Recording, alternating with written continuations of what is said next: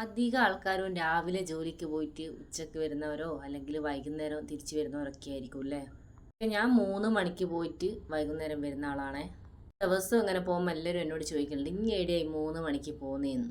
ഞാൻ എവിടെയാ പോകുന്നതെന്ന് ഇന്നൊന്ന് കാണിച്ചു തരാമെന്ന് വിചാരിച്ച്. ഈ മെഷീൻ വെച്ചിട്ടാട്ടോ ഞാൻ ജോലി ചെയ്യുന്നേ. ഇതും ഫോണും കണക്റ്റഡ് ആയിട്ടാണ് എൻ്റെ ജോലി എന്ന് പറയുന്നത്. ഞാൻ വീട്ടിൽ നിന്ന് ഇറങ്ങാൻ നോക്കുക കേട്ടോ, എല്ലായിടത്തും ബാഗിലൊക്കെ വെച്ച് മാസ്ക്. അതെനിക്ക് നിർബന്ധം കേട്ടോ. എനിക്ക് അലർജീൻ്റെ പ്രശ്നവും ശ്വാസം മുട്ടലിൻ്റെ പ്രശ്നമൊക്കെ ഉണ്ട്. അപ്പോൾ എനിക്ക് മാസ്ക് നിർബന്ധമാണ്. അത് വെക്കാണ്ട് ഞാൻ ഒരു ദിവസം പോലും ഇറങ്ങാറില്ല. അപ്പം എൻ്റെ ജോലി എന്ന് പറയുന്നത് വേറൊന്നുമല്ല, ബാങ്കിൽ കളക്ഷൻ സ്റ്റാഫാണ് വടകര. അപ്പോൾ അതിനു വേണ്ടിയാണ് ഞാൻ ദിവസവും പോകുന്നത് കേട്ടോ. 1-2 മണിക്കൂറത്തെ ഒരു ജോലി അത്രയേ ഉള്ളൂ. ഒരു 3 മണിക്ക് തിരിച്ചു പോയാൽ ഒരു 5-5:30 ആകുമ്പോഴത്തേക്ക് തിരിച്ച് വീട്ടിലെത്താം. അത്ര സമയമായിട്ടേ ഉള്ളൂ. അതുകൊണ്ട് തന്നെ എല്ലാവരും ചോദിക്കുന്നത്, ഇനി എവിടെയായി ഉച്ചക്ക് പോയിട്ട് വൈകുന്നേരം വരുന്നേന്ന്. ആകുമ്പോൾ വലിയ ബുദ്ധിമുട്ടുമില്ല. നമുക്ക് രാവിലെ എവിടെയെങ്കിലും പോകണമെങ്കിൽ ഉച്ചയ്ക്ക് ശേഷം പോവുക, അല്ലെങ്കിൽ ഉച്ചയ്ക്ക് ശേഷം എവിടെ പോകണമെങ്കിൽ രാവിലെ പോവുക. നമ്മളെ ടൈമിനനുസരിച്ച് നമുക്ക് അങ്ങോട്ടും ഇങ്ങോട്ടൊക്കെ അഡ്ജസ്റ്റ് ചെയ്യാം കേട്ടോ. പക്ഷെ ഒരു ദിവസം പോലും ലീവ് കിട്ടൂല. ലീവിന് ചോദിച്ചാൽ മാനേജർ പറയും, ആകെ 2 മണിക്കൂർ വരുന്ന എനിക്കെന്തിനാ ലീവ്. അതാണല്ലോ ആകെ ഒരു പ്രശ്നം. പിന്നെ ഞാനങ്ങനെ ലീവ് എടുക്കലില്ല, എപ്പോഴെങ്കിലും എടുക്കലുള്ളൂ.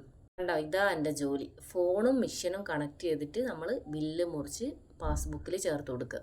നമ്മുടെ ബസ്സിൽ കണ്ടക്ടറൊക്കെ ചെയ്യുന്നില്ലേ, നമ്മൾ പൈസ കൊടുക്കുന്ന ടിക്കറ്റ് മുറിച്ച് തരുന്നു. അതേപോലെ എനിക്ക് പൈസ തരുന്നു, ഞാൻ ബില്ല് മുറിച്ച് കൊടുക്കുന്നു, ബുക്കിൽ ചേർത്ത് കൊടുക്കുന്നു. അതേ ജോലി തന്നെ കേട്ടോ.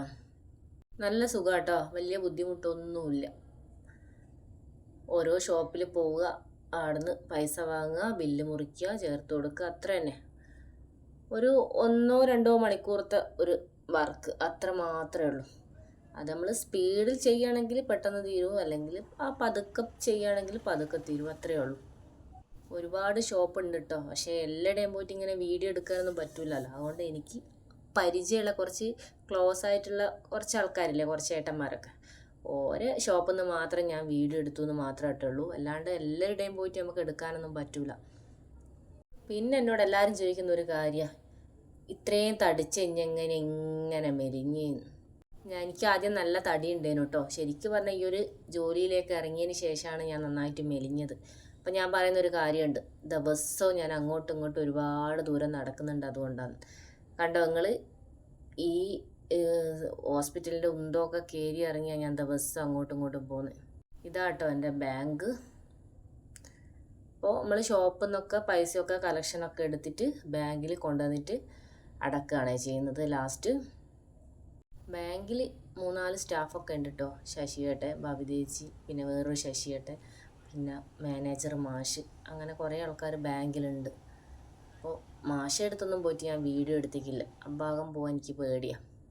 അങ്ങനെ പൈസയൊക്കെ എടുത്ത് അവിടെ കളക്ഷനൊക്കെ അടച്ച് തിരിച്ച് പയ്യോളി വരിക. പയ്യോളിയിൽ നിന്ന് സ്ഥിരം ചായ കുടിക്കുന്ന ഒരു ബേക്കറി ഉണ്ട് ബീച്ച് റോഡിൽ, അവിടെ കയറി ഒരു ചായയും ഒരു ക്യാരറ്റ് കേക്കും. അത് കഴിഞ്ഞാൽ അന്നത്തെ ദിവസം കഴിഞ്ഞിട്ടാ. പിന്നെ തിരിച്ച് വീട്ടിലേക്ക് ചില സമയം ജയശേട്ടൻ കൂട്ടാൻ വരും, അല്ലെങ്കിൽ വീട്ടിലേക്ക് നടക്കും. അപ്പോൾ ഇത്രയാട്ടോ എൻ്റെ ഒരു